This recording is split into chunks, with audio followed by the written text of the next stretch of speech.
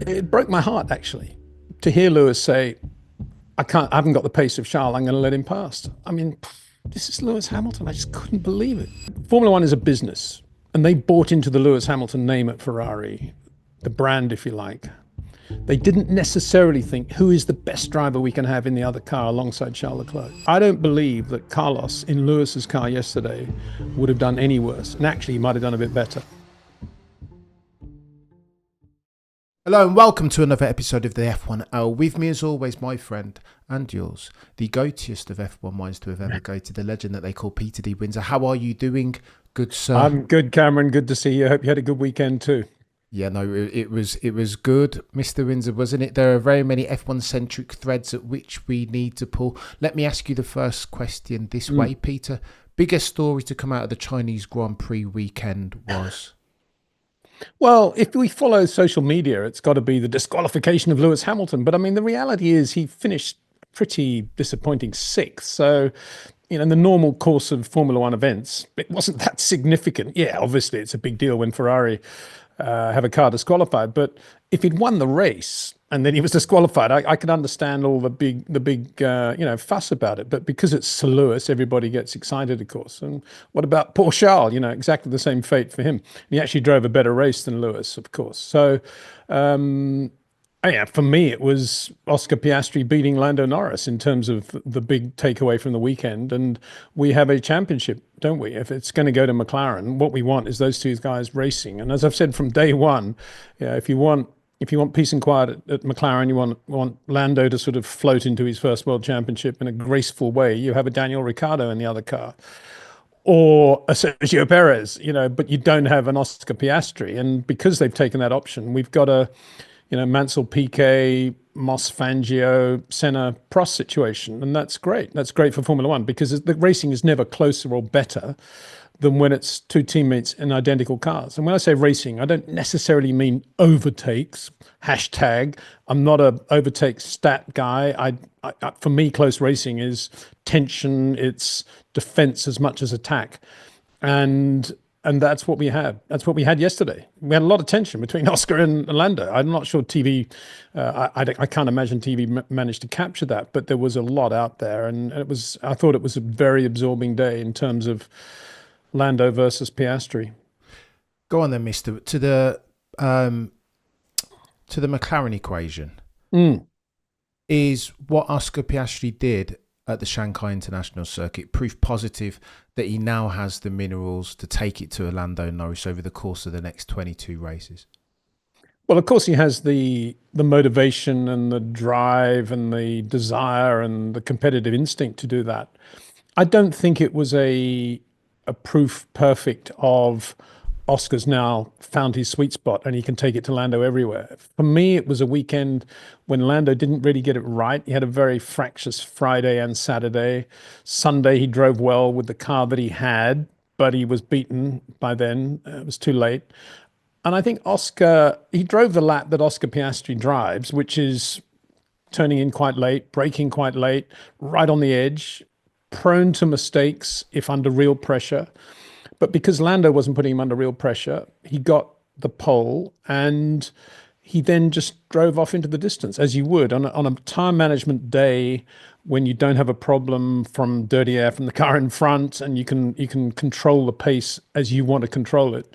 Then it was a relatively easy job for him to win the Grand Prix, having got the pole. So I don't think that was I don't think it was a litmus test of exactly where we are between the two. I still think that if Lando doesn't make mistakes and he's into it, I think he's still going to beat Oscar because Oscar's corners are longer and he's more prone to error under real pressure because a lot of his style at the moment is based on late braking and just, getting the corner perfect. Whereas Lando has a bit more massage space with his sensitivity. I'm not saying he has shorter corners, but he does slightly, but not by much. But it's more his inputs. But that didn't help him in Shanghai, in hot track conditions, new track surface, new Pirellis, gusty winds. Friday, by the time Saturday had been and gone, he was on the road to recovery, but it was a bit too late by then.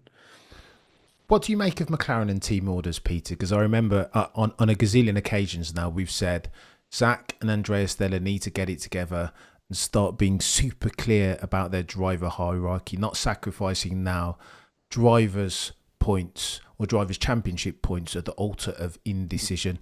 Now it feels like they're doing it. Loads of F1 fans are like, I don't quite fancy this. I want to see Oscar and Lando race if it's going to be a close championship. How do you solve for that dichotomy, Peter? Well, I don't think they are doing it at the moment. As far as I can see, they are letting them race more or less. Obviously, there are moments when you say, hang on, guys, don't do anything at this point or whatever, as we saw in Melbourne. But in general, I think they are free to race. And we saw that with Lando yesterday. Save everything for the last part of the race. Finally, you got tyres and fuel. You can have a go at Oscar. And that will be the case right up until the point where it's clear that one driver, if it's clear that one driver has a real chance of the championship and the other is kind of out of it, and there's a bit of a threat from a Charles or a Lewis or a George or whatever, or a Max, obviously, then that's when they would apply team orders. I mean, the problem is not the orders. The problem is the decision to have Oscar Piastri. As I keep saying, it's nothing to do with the way they run it now. Once you've got Oscar Piastri in the team, you're going to have drama. You're going to have a fight between the two. All I'm saying is, in terms of last year, Lando was clearly the guy by mid-season that had the best chance of winning the World Championship. So it was obvious by the time you got to Hungary or to Monza that you let Lando maximize his opportunity to score points. And that's when they should have been applying team orders. Right now, they shouldn't be applying team orders. And I don't think they are. And I don't think they will, because why would they? They just want both guys to go out there racing. They took the decision to have these two quick guys, put them head to head. Be pointless now not to let them race until we get to a certain point of the year. It's a good shout, Mr. Windsor. Since you raised Scuderia Ferrari, let's talk about them, because an absolute chaos show from them. It seems like they've got pace, and then all of a sudden the pace dissipates in the paid session being quali proper. And the race, what happened there to Ferrari's pace, Peter? Well, let's talk about Lewis first of all. I think Lewis did a very good job on as I say, it was a fractious Friday with Lando not getting the best from his car for whatever reason, not feeling right with the gusts of wind, whatever. That style of driving he had didn't work with the tires. Maybe he needed to put more energy in the tires. He's a bit too soft. Whereas I think Lewis would concede that he didn't really know how it happened, but he managed to find a sweet spot with the tires, probably because he spent, as I said in my video, he spent 3 years, driving a bad Mercedes, trying to get the tires to work in a certain window. And that's where all this business of let's just keep the car in a straight line under braking, turn in a bit later, that's where that's all come from. He did that, and it worked on the tires. And there's Charles still driving the way Charles drives, with shorter corners, braking in, turning in on the brakes. And it wasn't getting the best from the tires. Maybe it was doing something to the sidewall that just didn't work for him. But it worked for Lewis. And of course, from that point onwards, once he's got a decent balance and decent grip level, of course Lewis is going to be mega quick. And he got the pole. And then he won the race, even though the fastest guy there was Oscar Piastri. But Piastri had obviously spent time trying to get past Max, and by then the tires had gone. And so that wasn't a truly representative picture of where we were in terms of relative performance. As for Lando, same thing. He just didn't qualify well. The car was obviously pretty good in the race, but he was way down in the midfield, and so everybody forgot about him. As for Charles, I say with Charles, I think that he didn't get the best from the tires for reasons that I don't think anyone will ever know, least of all Pirelli, because they don't have all that information that, say, Bridgestone used to have in the Michael days. They don't need to have that information because they're in monopoly. So it's all a big blackout out there. And that's why George Russell was saying, 1 minute it's working, 1 minute it's not. Nobody knows. Everybody's trying all different things, different, warm-up programs and so forth. But with Charles, I was quite impressed with how he just put his head down, having had a bad Friday and not a brilliant Saturday. And he just did a great job in the race. And wasn't that amazing to see when he lost that front wing end plate, that not only did he adapt to the car, but actually he was as quick, if not quicker, than he'd been, and he would have been, had it been on the car. Probably because it killed a bit of understeer or oversteer, whatever you want to get. It probably got a balance right for Charles that he never had when he had a proper front wing. And good call by Ferrari then to leave it on and to trust Charles. And then he was able, whatever, for maybe it was the front wing, maybe it was something else, but he was able to drive the way Charles drives, and he was super quick compared with Lewis, to the point where Lewis had to say, well, I'm holding him up, I'll let him go. And that's a big thing from Lewis Hamilton to do that. We know what a racer he is. So had Charles, it's easy to say, but I mean, had Charles found that sort of sweet spot on Friday, I think you would have seen Ferrari right up there in the race on Sunday. As it was, they won the sprint. And then, of course, there's the drama with the disqualification, which, underweight is absolutely inexcusable in my book, and there's no excuse. And I can't believe that they put out a statement saying, well, it's because he ran a one-stop strategy, and the hard tire wore away more than we thought. I mean, give me a break. The only people running a one-stop strategy and finishing the race on the hard tire. That, to me, I mean, I believe in the total opposite of micromanagement. And I think the problem, not only with Ferrari, but most of all the Formula One teams today, probably, maybe not Haas, is micromanagement. There's too many people with titles taking some sort of responsibility. And this is when not having a superstar technical director in charge of the team saying yes or no is a problem. And I said over the winter, I thought it was quite a good call by Freddie Vasseur to back away from trying to get Adrian. And it was interesting that Freddie said he was going to take on some of that technical responsibility himself. Well, I'm sorry, Freddie. The buck stops absolutely with you on this one, because not only are you the team principal, but you do have a technical influence. And in terms of, it's just like the analogy for me is golf, obviously. If you put one extra club in the bag before you start, the golfer is disqualified. And if the caddy gets something wrong, it's the fault of the golfer. And that's the responsibility you have. Those things are in your control. They're things before you actually hit the ball, before you get in the race car. There are certain parameters that are in your total control. Get them right. There's no excuse not to. Now, obviously, in Formula One, it's not only Ferrari. We saw in the Belgian Grand Prix last year, even though I think Netflix have told us that George Russell won the Belgian Grand Prix last year. Is that right? Even though, Mercedes have made the same mistake. Many teams have made the same mistake. We did at Williams. And it happens because you're always on the limit and you are always looking to be trying to find some sort of advantage. So you do cut corners periodically. But these days, with the number of people they've got and the technology they've got, in my opinion, what we saw at Ferrari yesterday was 100% due to too much micromanagement and not enough overall control by one person, making sure that all these parameters fit the FIA scrutineering area. And there's no excuse for it, actually. And it's a wake-up call. I mean, it's an interesting thing that in this race, both the Alpine and one Ferrari were underweight. And you've got to say, well, that's more than a coincidence. Maybe there's something weird going on. Okay, you could say maybe the new Pirellis have a different wear rate, RATE, in terms of the speed at which they go off and the weight they carry. But if that's the case, you build in a margin. That sort of information is not impossible to get from Pirelli. So all I could, my reaction was ultimately, well, it's a good job they made this mistake in a race when they were hopeless anyway. The rest of the world seems to be thinking, isn't it horrendous that they've been disqualified? Well, fifth and sixth. I think Lewis, in a way, is thinking, I'm glad that race has been expunged, deleted from my memory. I don't want any more to do with it. I'll just think about Saturday. So, yeah, it was a terrible thing. And I think that if Adrian was at Ferrari, I wonder whether that would have happened, actually, because he would have, he's got kind of an autocratic way of running things, just like, going back to the old Patrick Head days. And I'm a firm believer in that. Micromanagement is the absolute, insidious drama of Formula One. They need to get away from it. So go on then, talk to me about Sir Lewis Hamilton specifically, Peter, because Well, Mama Cameron, as an example, was doing one of these and saying, hang on, we've just finished 12 months worth of Mercedes sabotage in inverted commas, and now they're prioritising Charles Leclerc over Sir Lewis. And I was like, Mom, well, I hope your response was, we just had 2 years of George Russell blowing him away at Mercedes. What do you expect him to be doing at Ferrari, Mum? And I'm exaggerating slightly, but if this is the Sir Lewis Hamilton who can walk on water and is absolutely brilliant in everything he does. What was George Russell last year?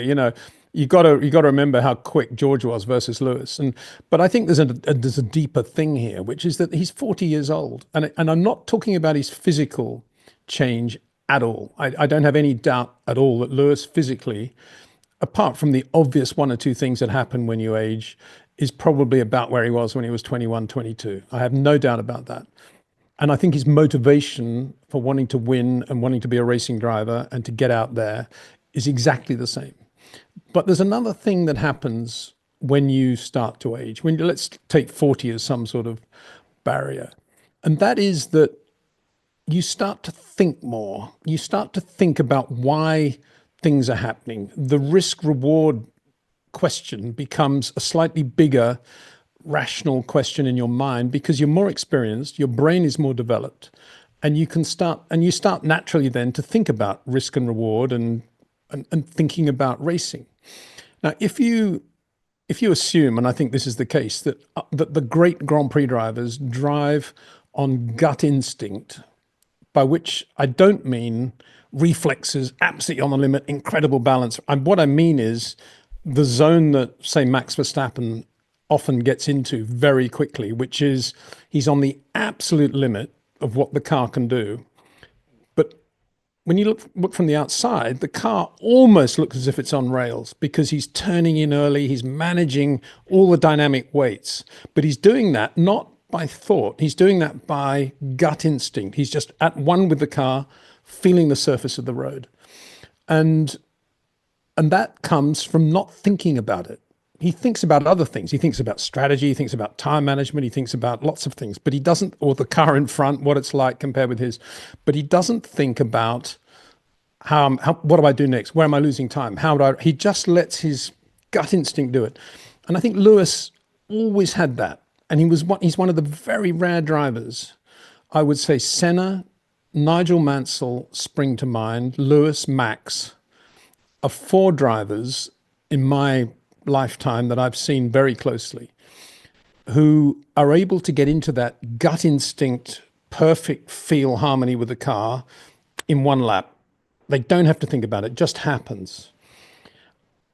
And I got to say, I think now, age 40, that's not happening as much with Lewis because he's thinking more about it. He's thinking about the Ferrari politics. He's thinking about how to handle the engineers, the right way to speak to them, what to ask for, what not to ask for, what he wants from the car, where he's quick, where he's slow. He's not just getting in the car, gut instinct. Maybe that's what happened to Daniel Ricciardo when he left Red Bull. All of a sudden the money was piling up in his bank account. He wasn't winning races, so he started to think about things.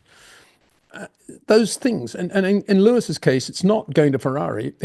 He's 40 years old, 7 world championships. He's going to think about it more. And it's not, as I say, it's not to do with fear. It's not to do with quick corners, slow corners. It's just analyzing it more than he needs to. That's what I think is going on. And it broke my heart, actually, to hear Lewis say, I haven't got the pace of Charles, I'm going to let him pass. I mean, this is Lewis Hamilton. I just couldn't believe it.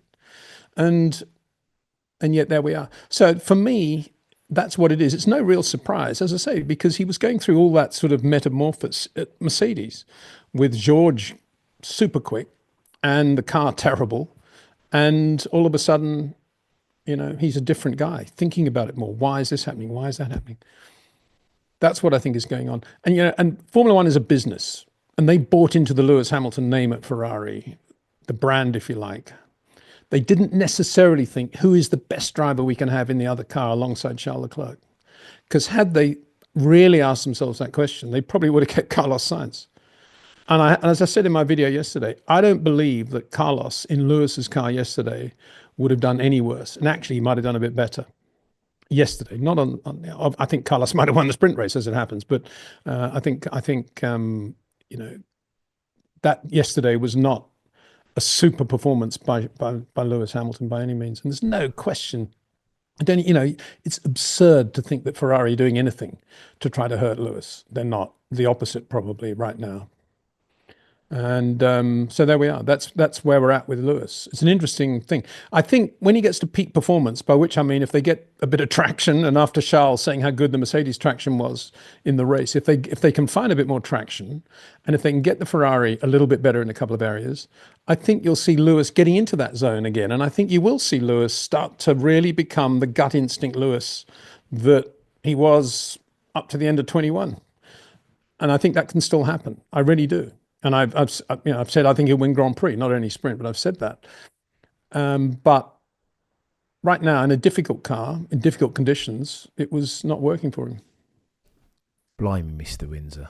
Writing headlines over here as per usual. Allow me to counter, sir, constructively. Yeah. So I think the antithesis as far as Lewis Hamilton being 40 years old is that we are living in 2025 March of, and that there's research and development's never been as advanced as it is as far as anti-aging. So too, if you think about Sir Lewis and compare him to, I don't know, a Tom Brady, a LeBron James, dudes who in much more physically demanding sports have gone on longer than the big 4-0.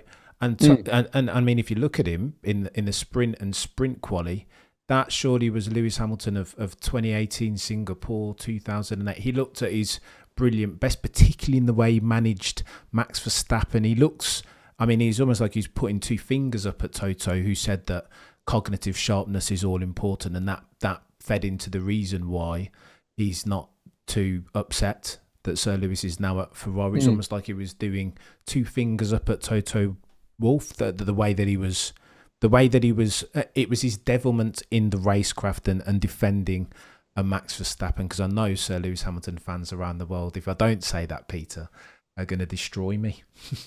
Yeah, absolutely. Two fingers to the establishment, two fingers to Max on Saturday, Friday afternoon and Saturday.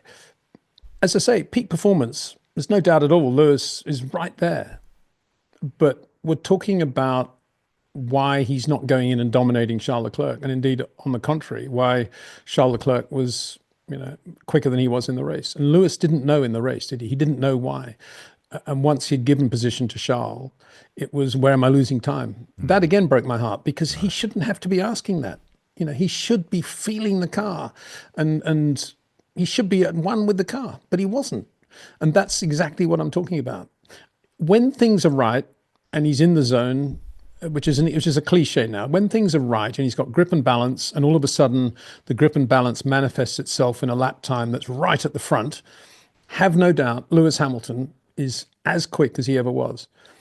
My point is that when it's not that good, when the car's not that good, I think he's now, because he's 40, he's more prone to thinking about it more than he used to. And the less you think about it, the more the gut instinct is going to come out. And my advice would be to Lewis would be to stop worrying about it, stop thinking about it, and just get on and drive the race car from gut instinct. And he'll probably say he's doing that anyway. But as you say, there's so much information, there's so much stuff out there, and particularly at Ferrari, that it's very, very difficult to close your mind to all of that. Race drivers shouldn't be, don't take this the wrong way, they shouldn't be too intelligent, they shouldn't think too much. And they certainly shouldn't have tried to understand things too much. Engines, power units, camber angles, suspension, shock absorbers. Forget it. Drive the race car. That's what you need to do. And this whole business of, he's a good test driver, it's complete and utter nonsense. They don't exist anymore. The lie to that was when Rubens and Massa, with all their Ferrari testing experience, went to Williams, and the team was no better at all. It's complete nonsense. All you want is a super quick racing driver you plug in and he just does the job. I wonder if there's any out there who fit that bill. Yes, his name begins with a V. And to some extent, I don't think George Russell's that far away from that either. And we shouldn't forget the two McLaren guys. They're not exactly slow, are they? No. They're pretty good. Lando maybe arguably thinks about things too much, or maybe he's a bit emotional. Oscar definitely is of the Max mold of just plugging him in the car and do a time.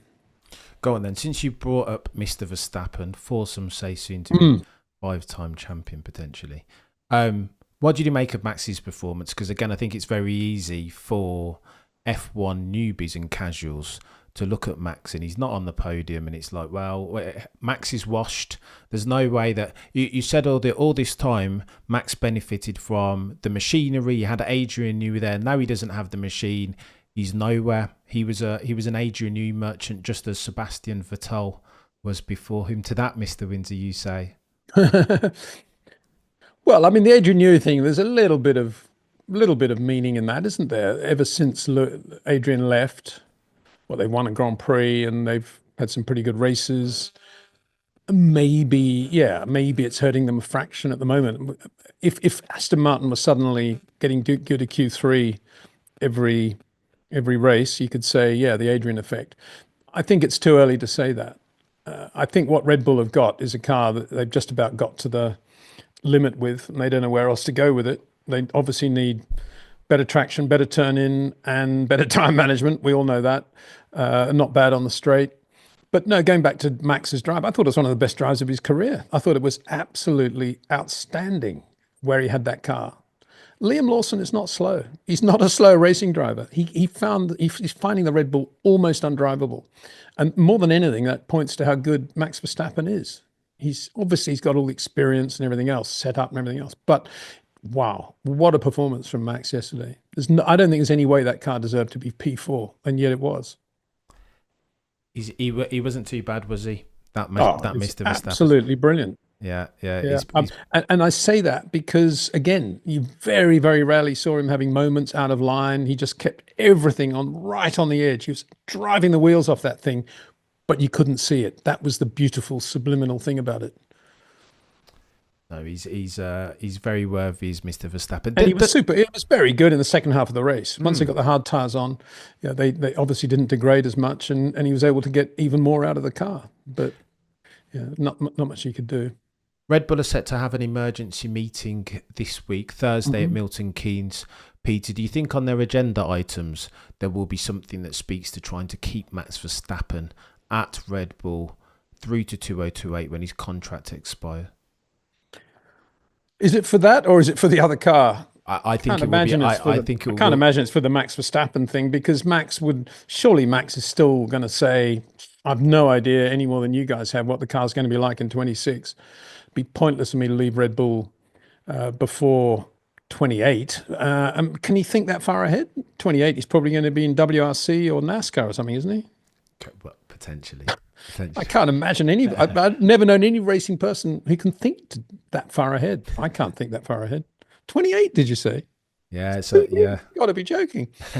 No idea. Surely he'll wait to see who's got the best car in 26 and the best power unit with the whole new regs, and then he'll, try and get into that car, won't he? That'd be the logical thing.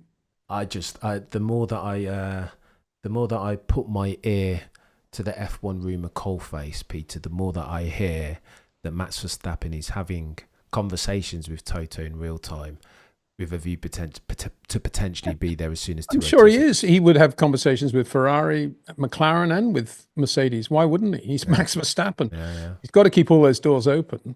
But I can't imagine he would make a decision before he sees what the 26 cars are like and who's quick and who's not. That would be so illogical for him to make a decision now. It's got to be about the other car, isn't it? And at the moment, did you say it was at Milton Keynes? I would have thought it would be taking place at Bedford or Goodwood, where Rob Wilson's currently training, isn't he? Isn't that where they should be having the meeting? True. Rob, take this guy out, sit next to him, tell us what he's doing wrong. Isn't that what should be happening right now? It's very simple. It costs what, about 1,200 quid to do that? Oof. So if they're not doing that, then they're still lost, because the basis on which they hired Liam obviously was not on how he drives, it was on something else.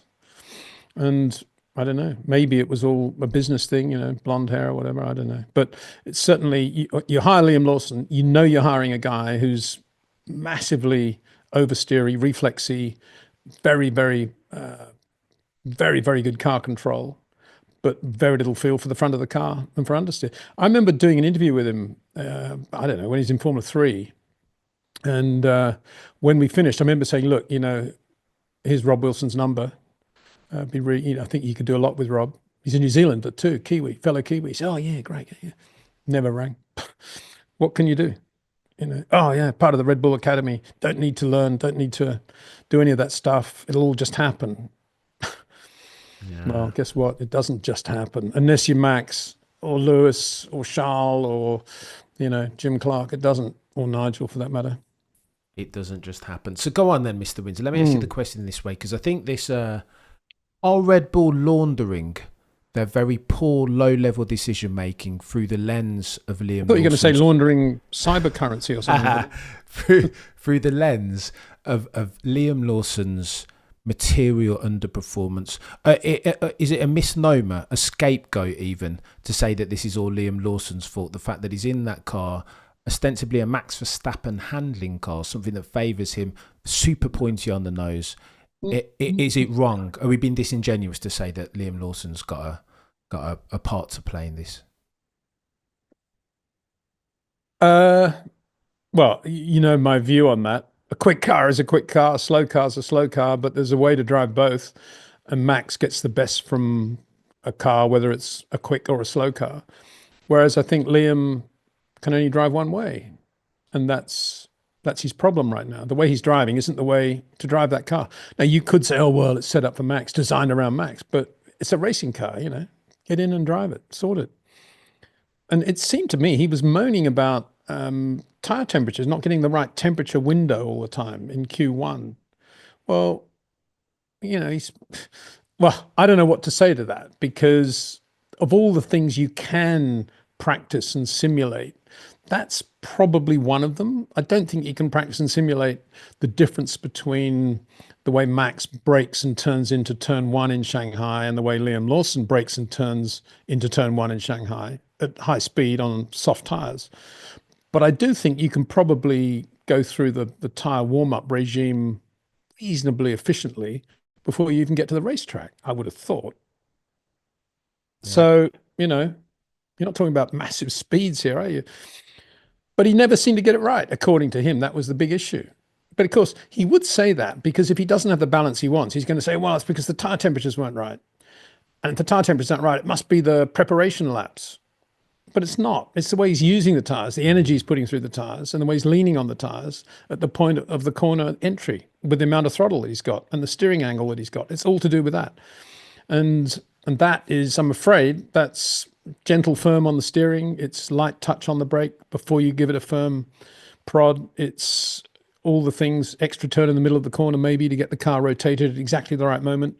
It's shortening the corner. It's giving yourself a bit of a cushion both sides in terms of entry and exit because you are massaging the car more than just absolutely on the limit in a straight line, braking in a straight line. It's all those things that he doesn't have. So no wonder every time he makes a small mistake, it ruins the lap. Every time Max makes a small mistake, he just counters it immediately with gut feel. And that's the difference. Is it even? I just feel like I feel really bad for Liam, Peter. I feel like it's almost an exercise in futility, not just to compare a young rookie in Liam Lawson to Max Verstappen, but to compare him in that pressure cooker of a Red Bull racing team and in that RB21, which nobody else seemingly in the world can drive. I just feel like Liam was always on a hiding to nothing. Yeah, well, in his defense, there's another driver out there that's pretty similar to Liam, and that is Carlos Sainz. Now, Carlos is a lot more polished, and his inputs now are much softer than Liam's. But there was a time when Carlos was very, very like Liam in the way he drove, and he still basically does drive like that. It's just that he has much softer inputs. But look how much he's struggling at Williams because there's no testing in Formula One as such. By the time they get through Bahrain, they've gone through a job list of about 150 things, and they've never actually focused on what they're actually doing as a racing driver. So there's no real testing. And even Carlos Sainz, a driver of his experience, is really struggling to make a Williams work alongside an Alex Albon who knows the team and, as we know, has got beautifully soft inputs as well, sort of Lando Norris-esque inputs, and very similar to Lando actually in the way he goes into corners, quite wide but beautiful soft touch, as we've said for many years. So it was always going to be an issue for Carlos to be quicker than Alex Albon in the Williams. I always said that. But going back to the point, look how he's struggling and struggled over that Chinese weekend with the crosswind, with the temperature, with the tires, the track surface, all the things that are there. And And so I guess it's no real surprise that the driver most like Liam is also struggling. The answer to that is Liam needs to start expanding his talent. And when you've got a natural talent like Liam Lawson, you can develop in a lot of areas and you can develop shorter corners. You can develop a softer touch, but you've got to work at it. And it's like hitting 1,000 bunker shots a day. And I don't believe he's doing that. He's probably going to the gym. He's probably going to the sim. He's probably studying all the analysis and the data, the telemetry, which is all going to take him round in circles. Blimey, Mr. Windsor. Should we play a cheeky game of what would Windsor do? If you're in that meeting on Thursday, who are you putting forth as your name, the most likely and most ready, fit for purpose candidate to sit alongside Max Verstappen in that second Red Bull Racing seat?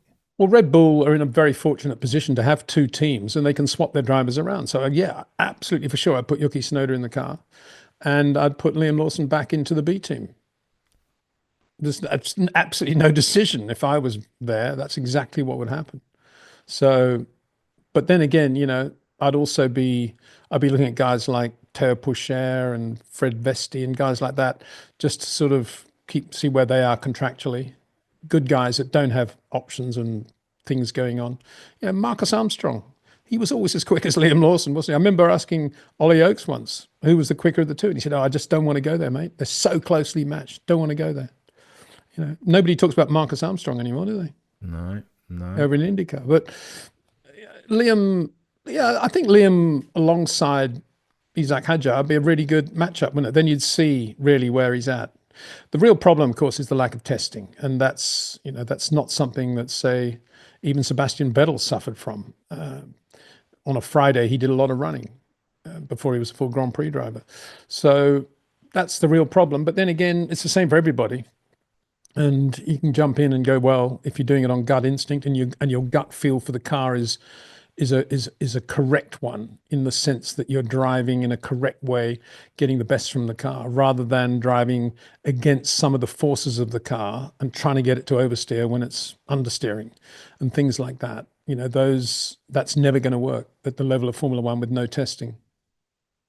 Very well said, Mr. Windsor. As we round third base, this is the week is the week that sadly a legend of Formula One, the one that they called EJ, the growler himself, passed away at the ripe old age of 76.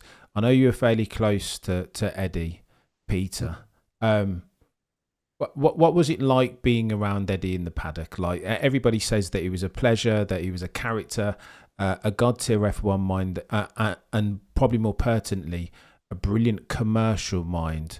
Recount your experiences working with and alongside Eddie Jordan. Well, I first met Eddie when he was racing Formula 3 as a driver with the old Shamrock on the car, Marlboro money. I don't know how he got the Marlboro money out of Ireland.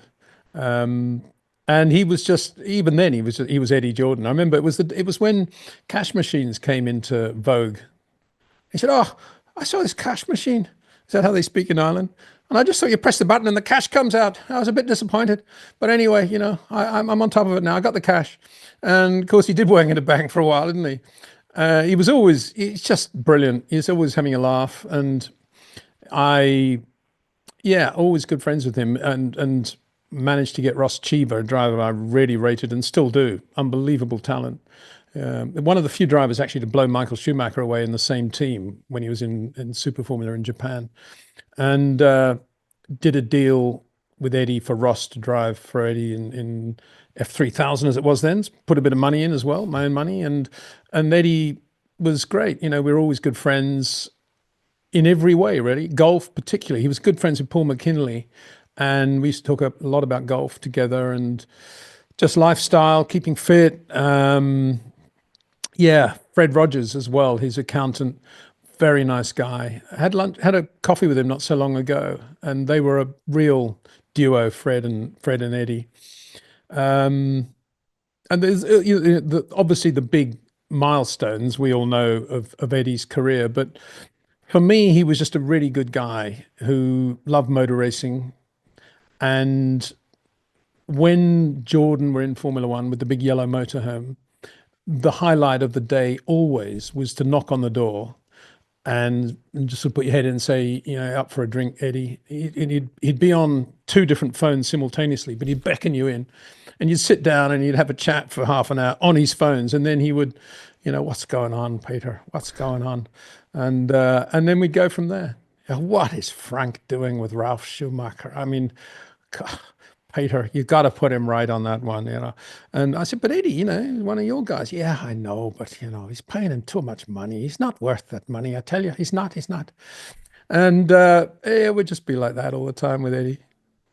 Yeah, I don't know. What can I say? It's very sad. I'm still in shock actually, because I didn't know he was ill, and but he's passed away so young, so fit, and he did very well, obviously, when he sold Jordan, but he didn't squander his money. He did a lot of charity work, the big bike rides, all the rest of it. And I remember when I started to back Nigel and help Nigel as much as I could, as Eddie was still racing in Formula 3. What are you doing with that guy, Mansell? No way, Peter. You need to be doing something with the old Irish. That's the way to go. And it's very strange, isn't it? Because